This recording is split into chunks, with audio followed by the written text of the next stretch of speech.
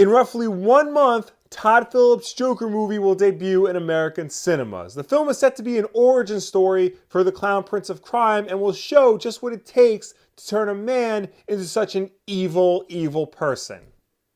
The answer is society. The movie already debuted at the Venice Film Festival, and it's overall gotten a lot of positive reviews. Critics are calling it a truly harrowing portrayal of someone's descent into madness, and Joaquin Phoenix is getting rave reviews for what is considered to be the performance of his lifetime as the Joker. Now, I've been somewhat trepidatious, let's say, with the whole idea of a solo Joker movie that explores his origin. To me, it just looks like there's a lot of elements missing from classic Joker stories that aren't in this movie, like Batman. And this film is really selling itself on the fact that this will show us the origin of the Joker, to give us a true sense of who this person is as a character. Except in the past, that's never been important. In fact, the best Joker stories aren't even really about the Joker. They're about how the Joker affects the world around him. Let's talk about this some more.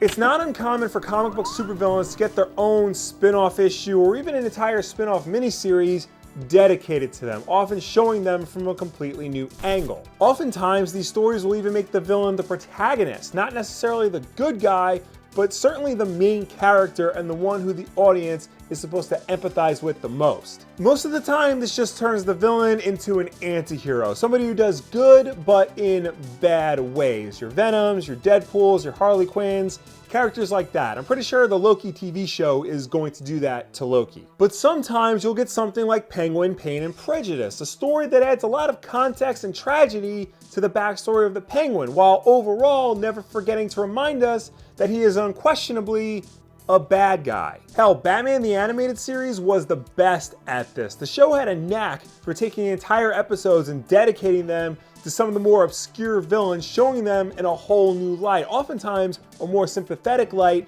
than how they were portrayed in the comics. We always talk about how the show reinvented Mr. Freeze with the episode Heart of Ice, and yeah, that episode deserves all the praise it gets, but you shouldn't forget about the 2-part Clayface story, Feet of Clay, that really did the same thing for that character. It combined elements from all the different Clayfaces of the comics and used it to create a brand new character that was tragic, somewhat sympathetic, but ultimately corrupt and immoral. Seriously, check out the Clayface episodes of Batman the Animated Series if you've never seen them before. They really are some of the best episodes in that show. So giving a bad guy a sympathetic backstory or having them change and evolve over the course of a narrative, or even just making them the protagonist of a story, has been done before and done very well. So why am I having a hard time imagining the Joker in this sort of situation? Well, quite simply, it's because it goes against everything I've ever known to be true about the character. Looking back at some of the best Joker stories of all time, whether they're canonical or not,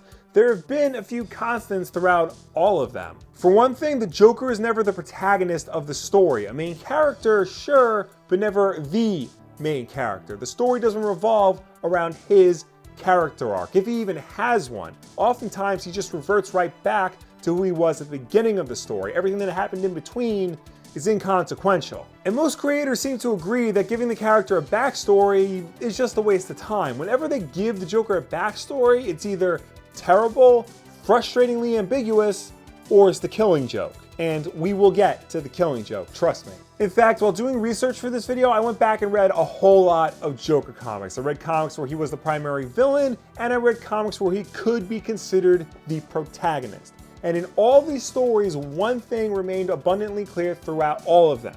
The stories were never about the Joker.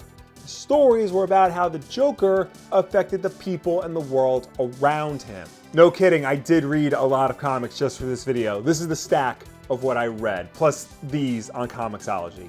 And I've broken it down into 2 categories, Joker as protagonist and Joker as primary villain. Let's start with the more robust category, Joker as primary villain. In these stories, the Joker does not change or evolve at all. He ends the story in the same place where he started the story. He may express his emotions and explain his motivation for why he's doing what he's doing, but otherwise, he's the same character at the start as he is at the end. It doesn't really matter what he thinks or feels just what he does that's important. The characters that he interacts with are the ones that have the complete story arc. The stories are always about how the good guys are going to stop this seemingly unstoppable monster, if they even could. Take, for example, The Man Who Laughs by Ed Brubaker and Doug Mahnke. I freaking love this story. It's all about Batman's first encounter with the Joker, a villain unlike any he'd ever encountered before. Here we see just how far Batman is willing to go to not only figure out who the Joker is, but how to stop him.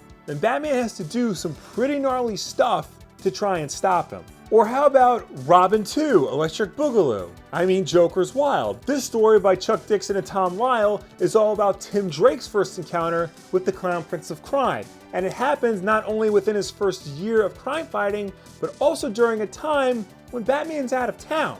So he's got to fight the Joker all by himself. It's all about how Robin grows and evolves throughout the course of the story to confront the main ideas. How is a kid supposed to stop Gotham's greatest villain, especially when the same villain killed his predecessor? Speaking of which, Death in the Family by Jim Starlin and Jim Aparo is another great example. This story is all about Batman's ultimate failure, the death of his partner at the hands of his greatest villain. Reading the story, you even get the sense that the Joker isn't all that beat up over the whole thing. He even makes a joke about it to Batman's face, but you can bet your ass that Batman is affected by the events of this story.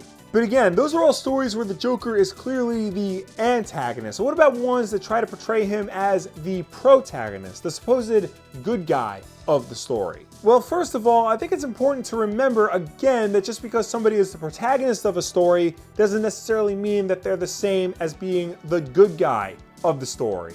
And second, when it comes to the Joker, even stories where he's the protagonist aren't really about him. Take, for example, the hidden gem Going Sane by J.M. DeMatteis and Joe Stanton. This is all about the Joker becoming a normal, regular, sane human being after he thinks he's finally killed Batman. We see the Joker become a regular human being again, losing the white skin and green hair and getting regular flesh and brown hair. He even forms a romantic relationship with a woman named Rebecca. But the story focuses a lot on Rebecca's perspective, going into detail about how she feels when she's around this mysterious man, despite the awful nightmares and behavior he has. It becomes a story about a woman who's willing to stick by her man despite every sign pointing to the fact that she should run away. And at the end of the story, the Joker just becomes the Joker again. Any growth he may have experienced is just wiped away. Or what about Joker, Brian Azzarello and Lee Bermejo's 2008 original graphic novel about the Joker returning from Arkham Asylum to reclaim his place in the criminal underworld of Gotham City? Now yes, this book is about that, and the Joker is the title character, but he's not the main character. The main character of this story, the true protagonist, is a character named Johnny Frost, a low-level henchman in the Joker's organization. We see this entire story unfold almost exclusively through Johnny's eyes, how being a part of the Joker's world is screwing up his own life, but how he can't escape even if he really wanted to. In fact, Joker works in stark contrast to its sister series, Luthor, or Lex Luthor, Man of Steel, a 2005 story that was also done by Bermejo and Azzarello. This story is 100% from Lex Luthor's perspective, and it really gets into the hows and whys of his adversarial relationship with Superman. It wants you to see things through Lex's eyes, even if you don't necessarily agree with it. With Joker, on the other hand, it wants you to see everything from an outsider's perspective. It wants you to see the Joker the way Johnny Frost sees the Joker. I'm sure by now some of you are probably asking, well, what about The White Knight? This story was all about flipping the Batman-Joker dynamic on its head. In this story, the Joker becomes the good guy and is trying to clean up the streets of Gotham City from years of being messed up by Batman and his war on crime. Surely, this is a story all about Joker's perspective. Well, it took finally making this video to read Sean Murphy's White Knight, and I can honestly say that it is a very good story. But I don't think I read the same story as you guys did, because the Joker's still the bad guy of this. Even though the Joker now looks normal, much like he did in Going Sane, and is trying to bring about change and reform to Gotham for the greater good of the city, he's still doing it in bad guy ways. He's breaking the law to get what he wants done. He's willing to use supervillains and destroy property in order to get the public on his side. He's just not the primary antagonist of the story. A new character called Neo Joker is. And Batman only seems like the bad guy because he's been pushed over the edge trying to prove that the Joker is up to no good. And he doesn't do anything that crosses any lines the character doesn't normally cross in the regular monthly titles or in other adaptations of Batman. And much like in Going Sane, at the end of this story, the Joker reverts back to his old self again. Nothing learned, nothing gained. He's just back to being the Joker, locked up in Arkham like always. Meanwhile, everybody else in the story is completely changed. Batman's relationship with Nightwing and Batgirl is completely different from where it was in the beginning, and him and Commissioner Gordon have a lot of things they still need to get through by the end of this book. Even the Killing Joke, a story that is explicitly about the Joker, isn't about the Joker. It's about the Joker trying to drive a man insane, just like him. Sure, it gives us a backstory and some in-depth characterization, but that was never the point of the Killing Joke. The point of the Killing Joke was to try and prove that all it takes is one bad day to turn a man into the Joker. Hell, even the origin that we get in the Killing Joke is more so to prove the point of the story. I mean, think about it. In future stories, Gordon, Barbara, and Batman are all reeling from the effects of the Killing Joke. Meanwhile, the Joker just keeps on trucking like nothing ever happened. Now, you could argue this point for pretty much any comic book supervillain, how the best stories are all about how they affect the protagonist and their world around them, but something is different about the Joker. He really does seem to only exist to cause problems for the hero. Like Dr. Octopus wasn't always a bad guy. He was once a man of science and on some level still is. The Joker was, always has been, and always will be a bad guy. So what the hell does any of this have to do with the Joker movie? Well, the movie is pretty much unambiguously about the Joker. It is about a man named Arthur Fleck who slowly loses his grip on reality and turns to a life of crime. Clown-based crime. There's no Batman, there's no Commissioner Gordon, there are no other easily recognizable characters from the DC universe. This is 100% about the Joker. But now it is starting to seem like the movie is also about the Joker's effect on the city around him. Especially in the second trailer for the movie, we see a lot more people in clown masks causing riots, clearly indicating that the Joker is influencing these people to act out violently against the 1%. So even this movie understands what it takes to make a great Joker story. It's not necessarily about the Joker, it's about what the Joker does to the people around him. And that's good. That's good that the filmmakers at least knew that much about the character to have that be a primary plot point in it. Now the question just remains how much of the story is taken up with the whole origin aspect of it. Will it play a big part, or will it just be more of a backstory to one man causing chaos throughout a city? If it's a minor plot point, then yeah, that actually makes sense and I can kind of get behind that. If it's a major plot point, which I kind of think it is, then I feel like that's just unnecessary and kind of misses the point of the Joker. The Joker has been popular for almost 80 years, not because of who he is, but what he does to people. The best comics understand this, the best adaptations understand this as well.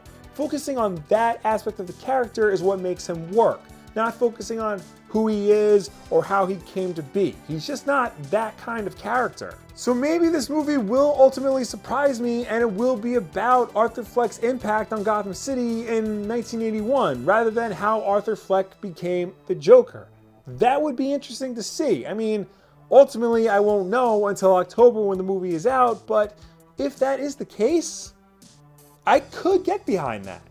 Still not 100% behind the idea of the movie, but at least I'm not going to go in a total sourpuss to it. I might actually enjoy myself this time. But what do you think makes a great Joker story? Do you agree with me that it's about how he affects the world around him, or do you think there's something else required to make a truly great Joker story? Let me know down below or anywhere on the internet. God, there are just so many Joker stories that I didn't even get to cover in this episode. Like Soft Targets from Gotham Central, this one is excellent. You should definitely check that out. Batman 450 and 451, that's about the Joker's first appearance in Gotham after he killed Jason Todd. That's worth reading. Detective 826, about the Joker taking Tim Drake for a joyride around Christmas. This was a lot of fun. The Endgame story from No Man's Land is very good. I'll have Amazon links to all these down below if you want to check them out for yourself, which I highly recommend you do. I mean, obviously I would recommend them. And of course, don't forget that we have new videos every Tuesday and Wednesday,